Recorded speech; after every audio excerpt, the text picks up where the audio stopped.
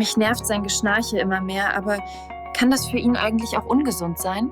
Schnarchen ist deshalb ein Problem, weil es zum einen die eigene Schlafqualität und damit langfristig auch die Gesundheit beeinträchtigt, aber natürlich auch die Lebensqualität des Partners beeinträchtigen kann, der dadurch auch in seinem Schlaf gehindert wird.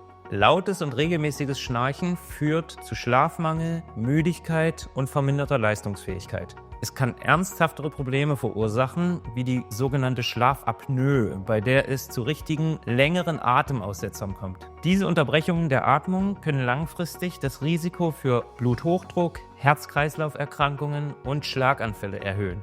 Auch die psychische Gesundheit kann leiden, da ständige Erschöpfung und Schlafmangel zu Reizbarkeit und Konzentrationsstörungen führen können. Deshalb handelt es sich hierbei um eine sehr ernstzunehmende Thematik.